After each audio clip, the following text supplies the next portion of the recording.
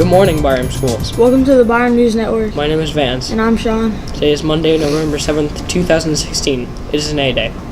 Today's band lessons are all clarinets periods 3 and 4, and all alto saxophones periods 7 and 8, and all percussion periods 13 and 14. Tomorrow's lessons are all flutes periods 3 and 4, all trumpets periods 7 and 8, and French horns periods 13 and 14. 8th grade Sikh meets again. Today's periods 15 and 16. 7th grade Sikh will meet tomorrow, and 5th and 6th grade will meet next week. Food Drive Challenge. The peer leaders will be collecting non-perishable food items next week during lunch in the all-purpose room. Place your food items in the correct box by grade level. The grade level to collect the most food items will receive a special treat. Stay tuned for hints on what it might be. Food will be collected starting on Monday, November 14th to Friday, November 18th. Attention all 6th, 7th, and 8th grade girls interested in joining the Byram Rams cheerleading squad for 2016-2017 season. Forms are available outside of Mrs. Smith's room 105. Please take a form quickly because all necessary paperwork is due back by November 18th. Join us in supporting our girls and boys basketball teams. Support the 2017 6th grade trip to Frost Valley. Clean out your closets and donate clothing, shoes, belts, and toys. Donations are accepted now till November 16th. The drop off at the main entrance. Soccer team. All soccer uniforms must be returned to Mr. Linsky in order to attend the pizza soccer party. The party is tomorrow until 2:30. Please pick up permission slips from Mr. Linsky or Mr. Capriati in the afternoon homeroom. Safety Patrol's next meeting is Tuesday, November 15th. This is the last opportunity to join and be eligible to attend the Sky Zone trip in May. Get your permission slips in the main office and bring them to Miss Hurling in room 117 as soon as possible. Basketball tryouts are here. Girls, your tryouts take place after school today and tomorrow. Boys' tryouts are Monday, November 21st and Tuesday, November 22nd. You must be clear about Miss Rafferty in order to try out.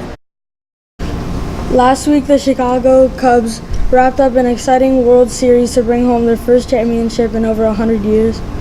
Let's go to the BIS Sports Center with Trey, Gavin, Joe, Ben, and Drew.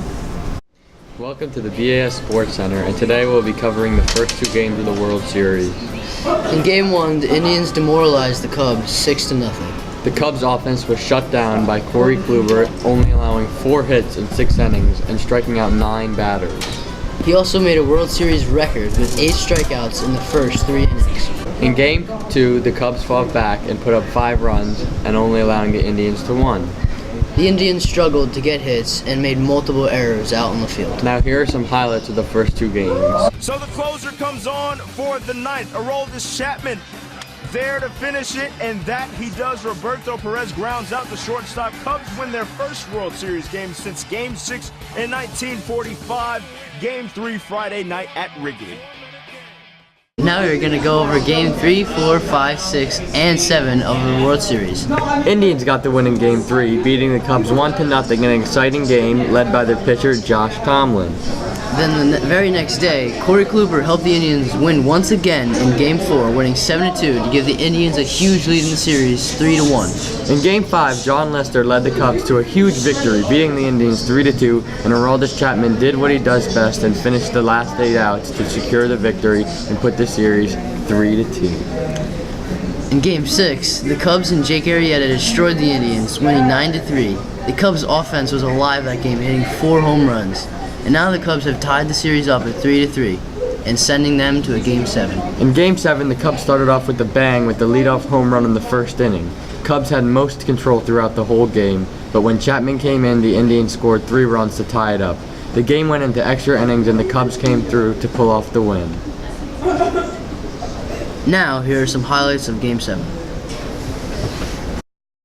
Game 7, and the Cubbies are taking on the Indians, and a winner takes all for the World Series. Let's jump right into it. Corey Kluber is starting for the Indians tonight to try to wrap this bad boy up. First batter of the game, Dexter Fowler of the Cubs sends one long into deep center field. Fowler makes Kluber pay for throwing a fastball right down the plate. And just like that, the Cubs lead 1-0.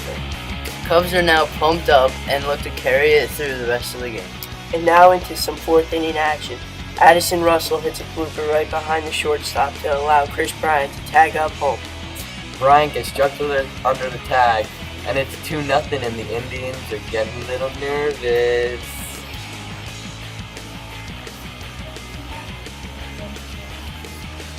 The Cubs dugout going crazy after that play. Corey Kluber's day is not getting any better as he lets up another home run from Javier Baez. Cubs fans bow down to the young infielder. Scores that 3-0, and Kluber gets pulled just after that fifth inning. Andrew Miller is now in to pitch for the Indians. And Anthony Rizzo puts one down the right field line and allows the speedster Chris Bryant to get home. Cubs are now pumped after that 5-1 lead and looking to pull away with the victory.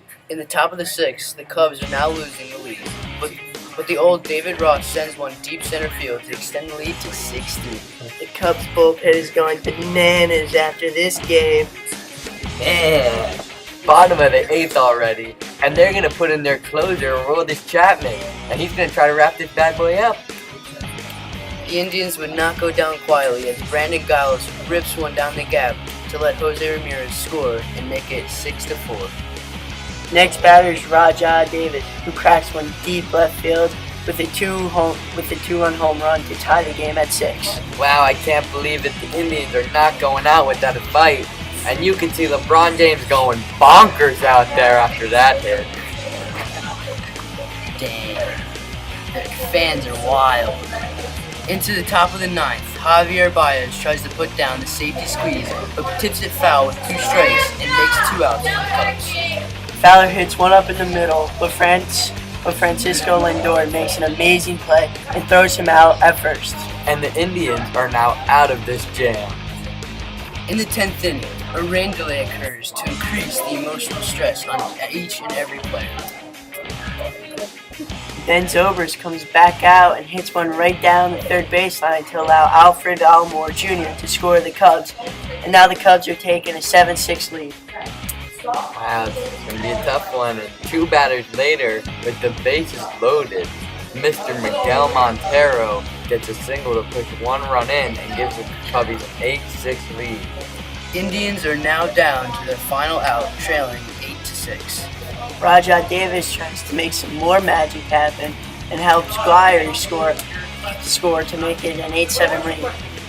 Indians still alive, but Mike Montgomery is now in to close the game. Ramirez dribbles one to third, and Chris Bryant makes the play to end the game, and the Cubs win their first World Series since 1908, which is the longest title drought in baseball history. The Indians blew a big 3-1 lead against the Cubbies. And there you see Bill Murray celebrating in the stands. David Ross is carried off the field. What a veteran that guy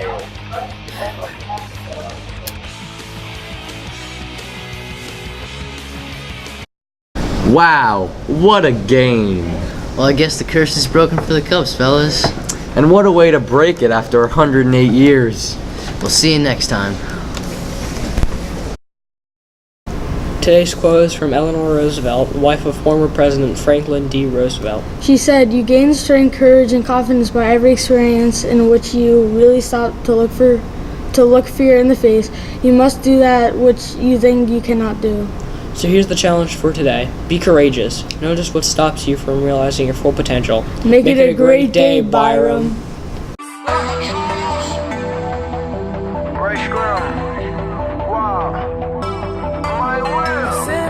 But you said you didn't receive.